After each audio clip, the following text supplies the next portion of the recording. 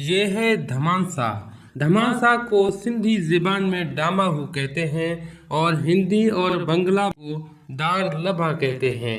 گجراتی میں اس کو دھماسو کہتے ہیں، سنسکرت میں اس کو جواسا کہتے ہیں۔ کینسر کے لیے یہ ایک مانی ہوئی دوا تسلیم کی جاتی ہے۔ اس کے بہت سے فائدے ہیں، مکمل معلومات ہم آپ کو اس ویڈیو میں دینے والے ہیں۔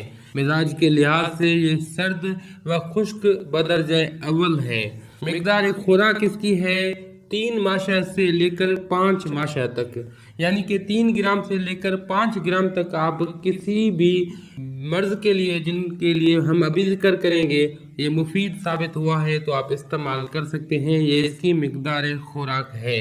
یہ ریتیلی زمینوں میں پیدا ہوتا ہے، زیادہ تر پنجاب اور یوپی میں یہ پایا جاتا ہے۔ افعال و استعمال کے لحاظ سے یہ مسکن، دافع بخار، مقوی معدہ و جگر اور مصفی خون ہے۔ ان تمام امراض کے لیے یہ بہت زیادہ مفید ہے۔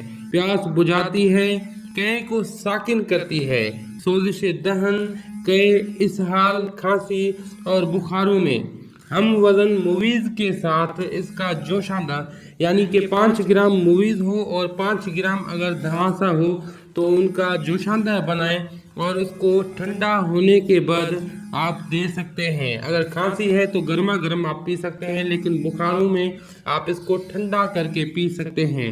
تمام تر عوارضات کے لیے یہ ایک جوشاندہ کافی ہے۔ اور اگر لیموں کے رس میں اس کو پیس کر جو ہے لگایا جائے بالوں میں تو آپ کے بال سیاہ ہونے لگتے ہیں۔ یہ اس کے اہم فوائد ہیں۔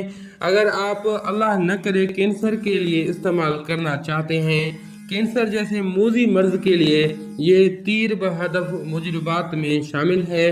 بہت سے لوگوں نے آزمایا ہے، لیکن کیمو تھراپی اس کے ساتھ ہونی چاہیے، یا ڈاکٹر صاحب جو آپ کو سجیسٹ کرتے ہیں وہ علاج تو بضرور ہونا چاہیے، لیکن اس کے ساتھ آپ یہ بطور سپلیمنٹ لے سکتے ہیں تو اس کے کوئی بھی سائیڈ ایفیکٹ نہیں ہے۔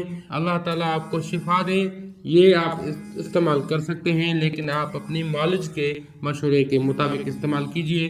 اگر آپ 3 گرام سے 5 گرام تک صبح شام نیم گرم پانی سے لیتے ہیں تو یہ کینسر کے کسی بھی قسم کے لیے بے انتہا مفید ثابت ہوا ہے۔